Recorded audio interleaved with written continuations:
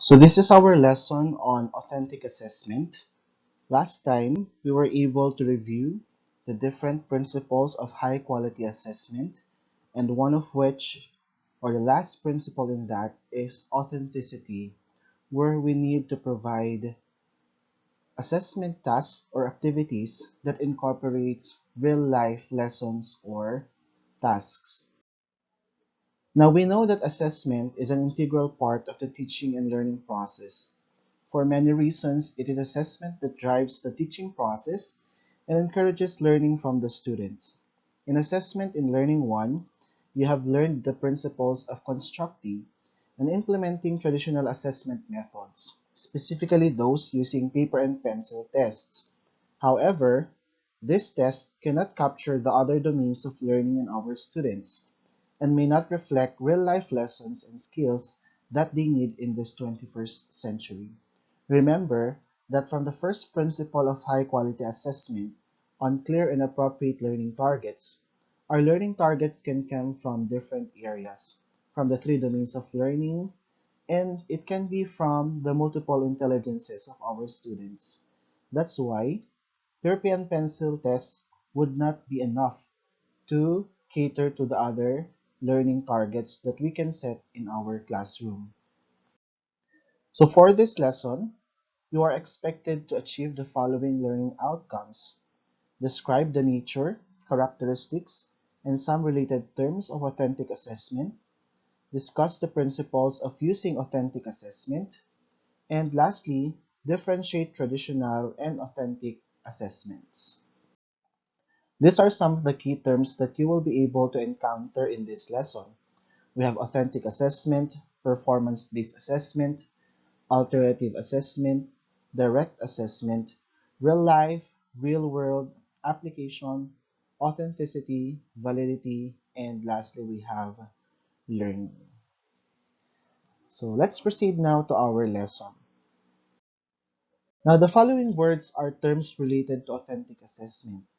Now try forming your own definition using these terms. For example, we have authentic assessment is a form of assessment that involves open-ended and real-world problems. So we have several terms here of which you can formulate your own definition.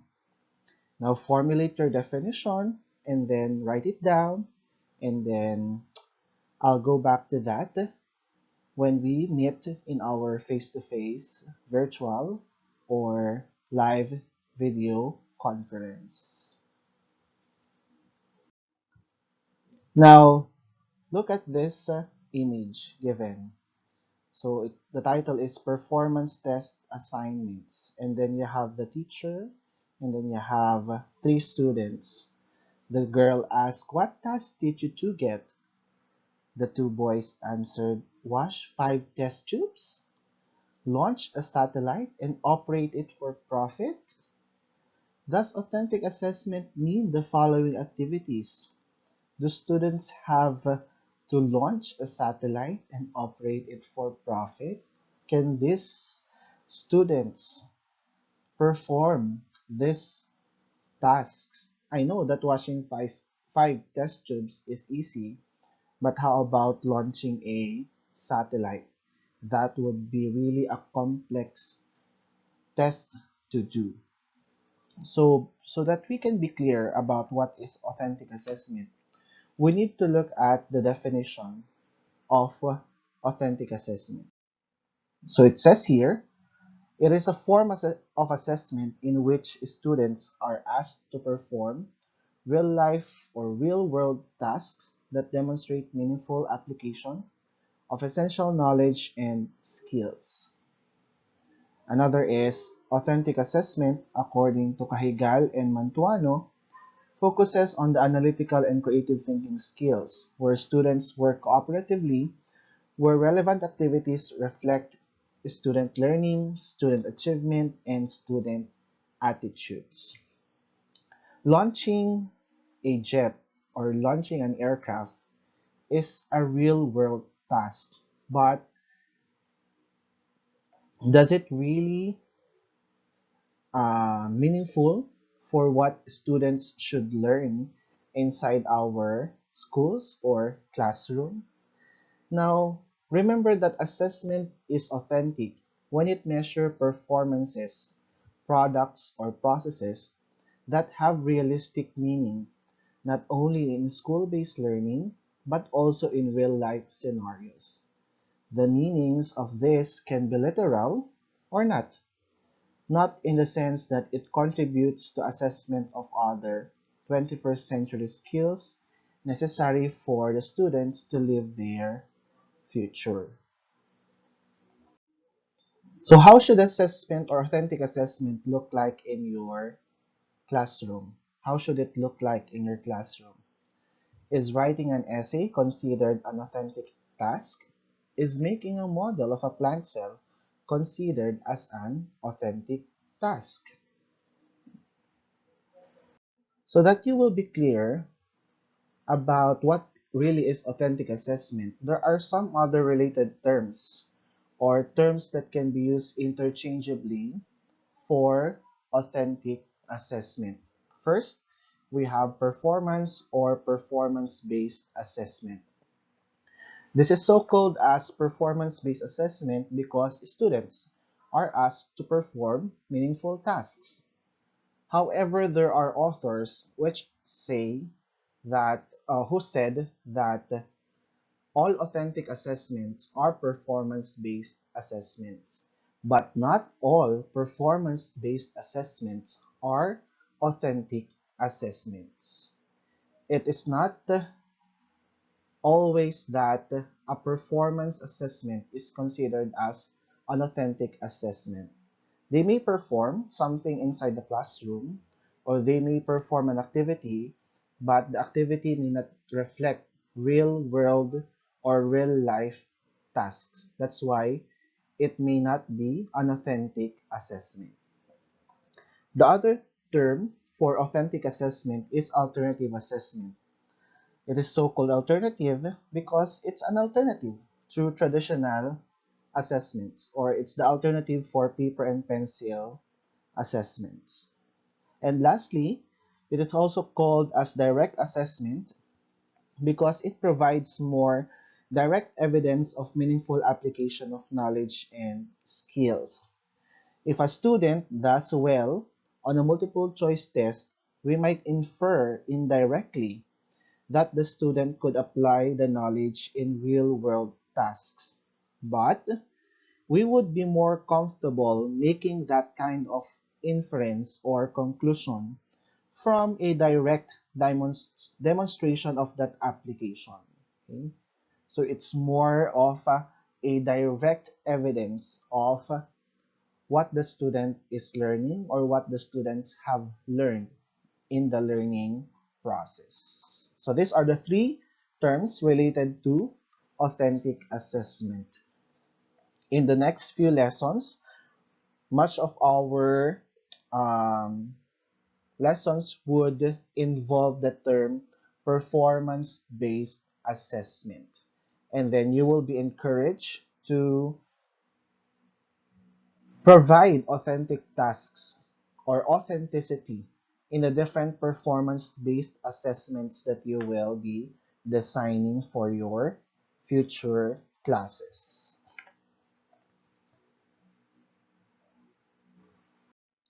So these are some of the commonly reported dimensions of authenticity so that you will have a guide on how to make your performance tasks or PETA in something which is authentic. Okay. So first, we have to look at the dimension of the context of our assessment.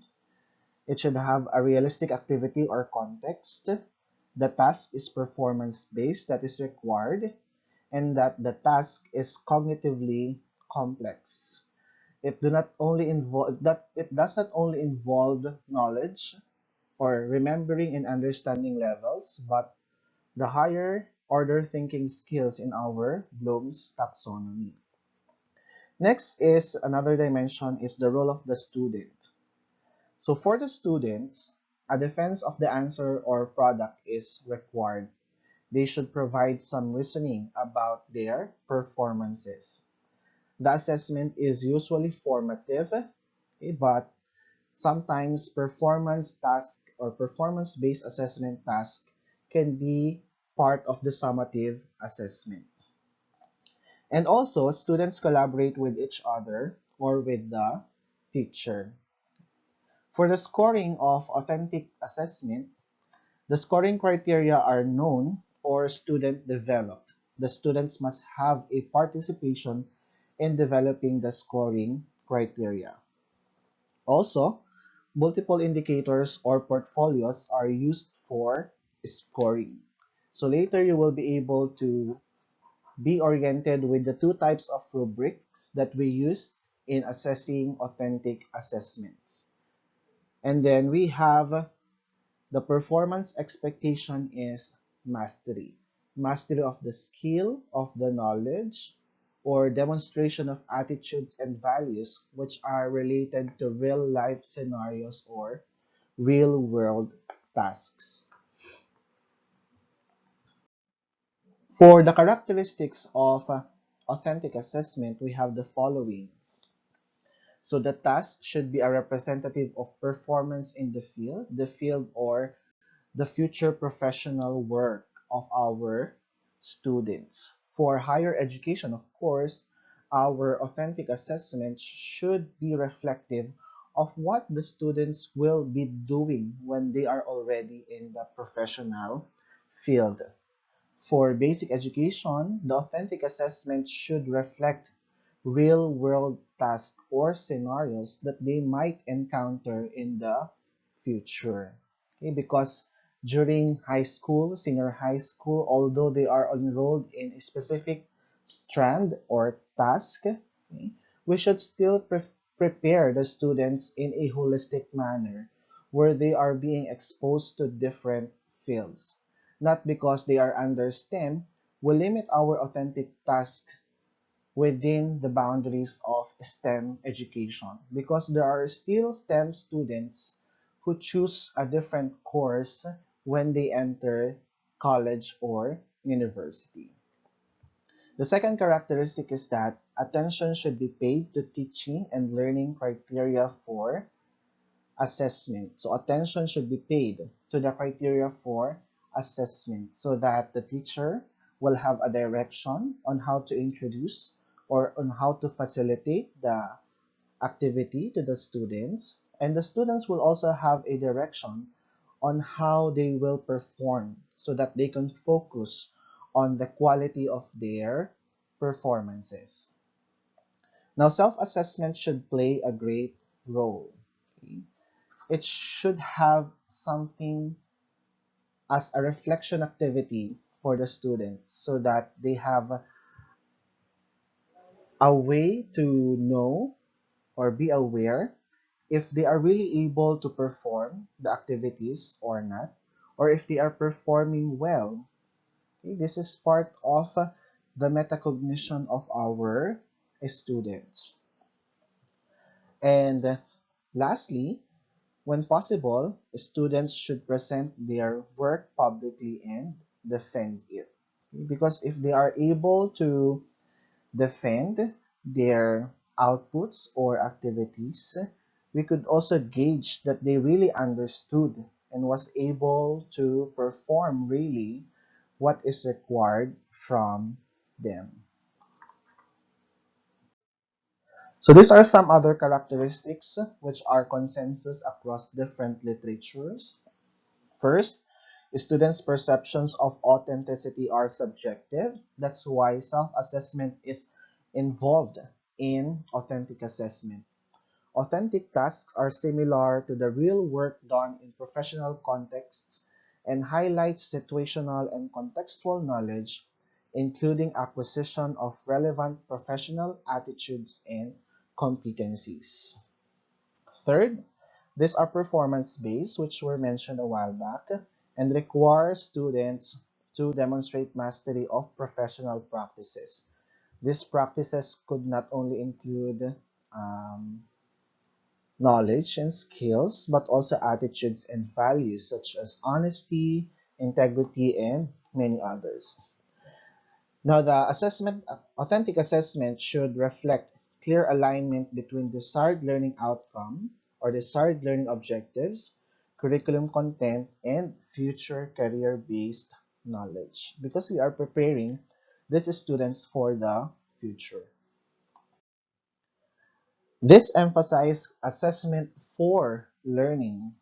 We are assessing for the students to learn, okay, rather than just for grading, and incorporate social, cognitive, and reflective processes of learning.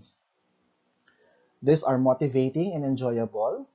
They can sustain interest and challenging, but of course, achievable. We have to take note that our learning outcomes or learning objectives should be SMART. Okay? And one of the dimensions of SMART objectives is attainable or achievable. These activities are based on criteria that have been developed with or negotiated with students to ensure they understand the nature of the task and what constitutes quality in terms of the outcome. And this should have appropriate balance between simple and complex tasks. It is not proper that all the authentic assessment tasks that we give are complex. Remember that students learn gradually, so we have to start at simple tasks before they can perform more complex tasks in the future. So these are some other characteristics. It should have timely feedback, okay? Peer assessment, not only self-assessment and teacher assessment, but also peer assessment because these students know their classmates more than we do as teachers. As teachers, we are being exposed to different sections, an average of 300 students per semester or per school year. Okay? But these students know their classmates more than we do. Also, it should involve development of critical thinking and problem-solving skills. And of course, we have to take note also of the other 21st century skills, which are very important, especially with life and career skills, because we are preparing the students for their future. It should involve clear evidences of learning and lastly, interdisciplinary. Always remember that no subject is an island. Okay? It should always involve the other disciplines so that students will have a particular appreciation that these things really matter and that they really involve several dimensions or several aspects of their lives.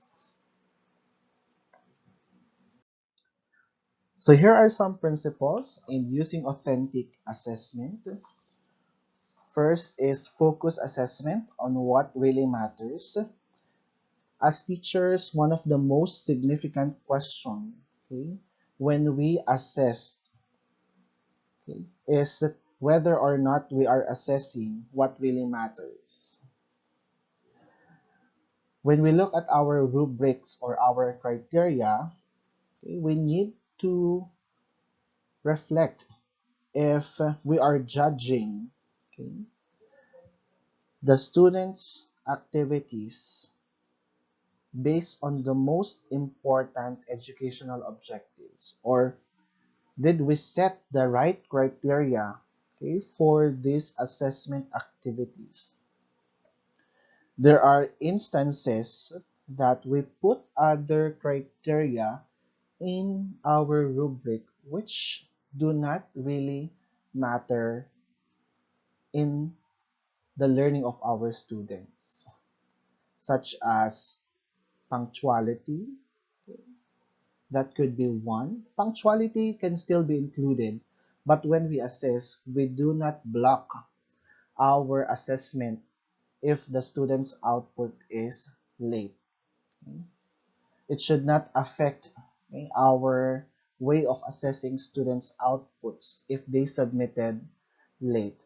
We still need to look at the quality of their works. But of course, as we have set some standards, that there will be deductions for late outputs because punctuality is still important in the professional field.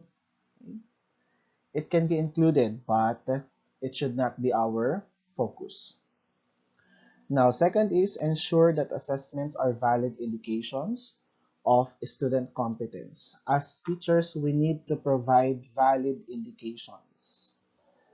So in context of authentic assessment, validity can be defined as a close fit between the kinds of attributes actually measured and the intended educational goals. In the principles of high quality assessment, assessment is valid if it actually assesses what it is supposed to measure, or if it actually assesses the outcomes it claims to assess. The third is we use assessment to support student learning. Now, students would be better motivated and learn more if assessment practices focused more on supporting learning than on measuring learning. We mentioned before that assessment is less to prove but to improve.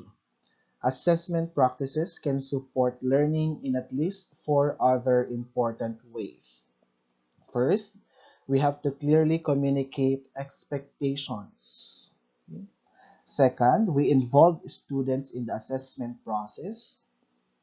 Third, we provide helpful feedback on learning. Feedback is the breakfast of champions. And lastly, provide opportunities and incentives for students to improve. We need to be motivating as teachers for our students.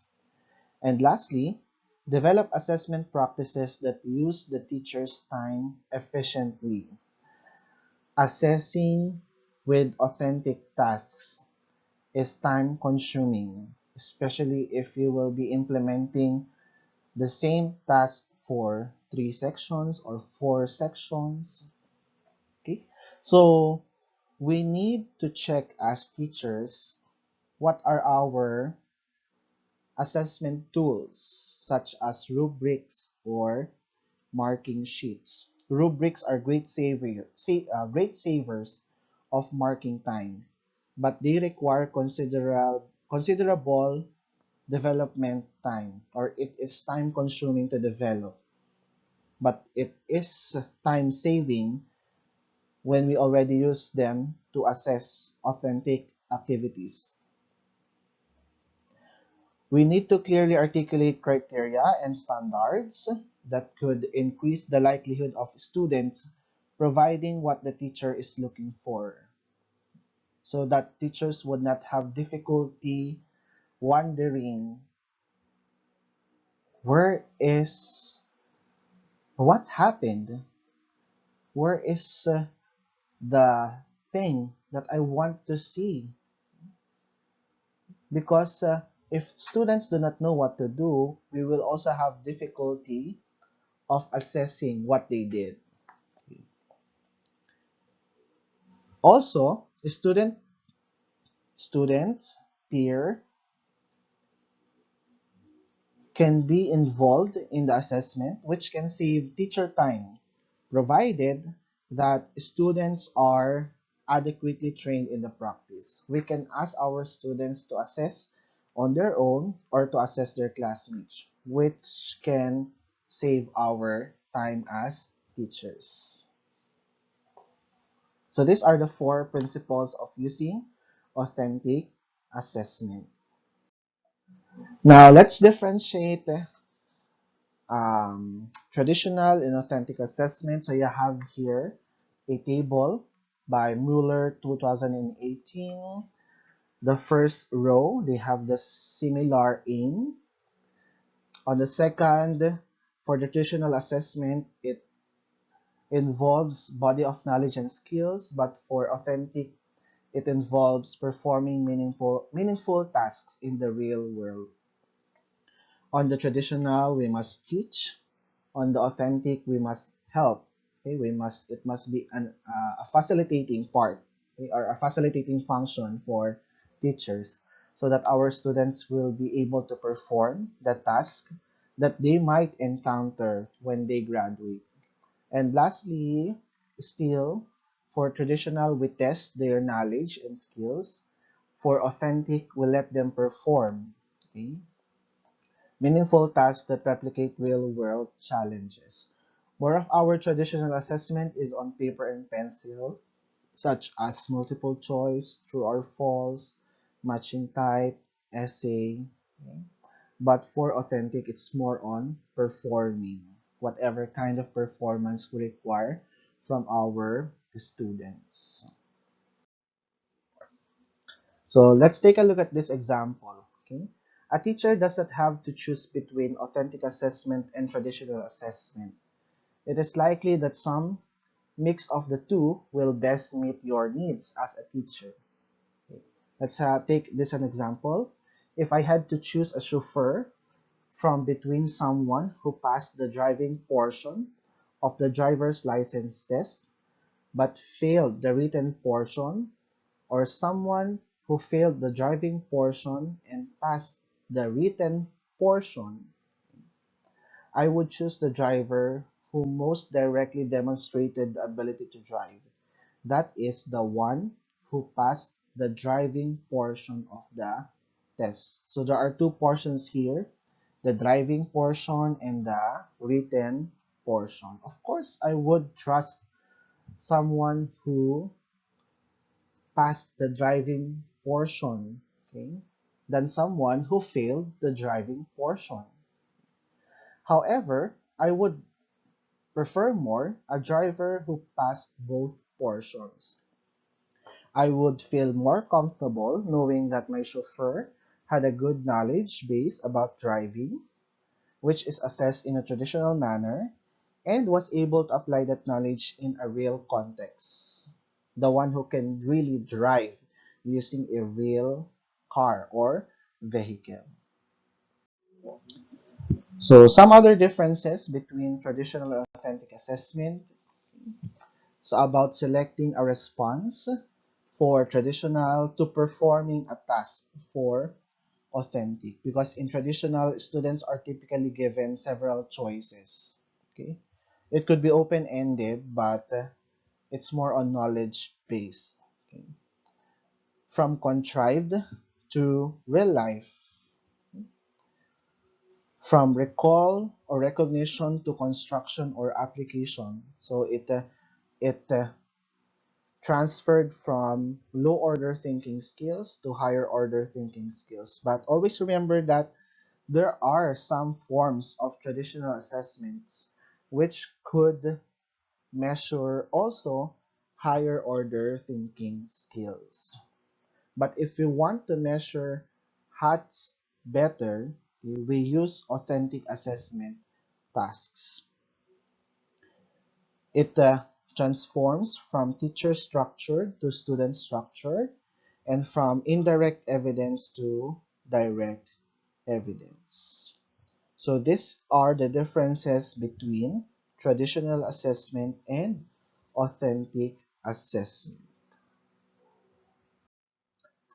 So to end our lesson on authentic assessment, we have these two images here. First, to learn, students need to do something. And this one is supported by what we call as the learning pyramid. As teachers, we need to use participatory teaching methods, of which when they are active participants in the learning process and in the assessment process, of course, okay, they learn better, they have a higher knowledge retention rates.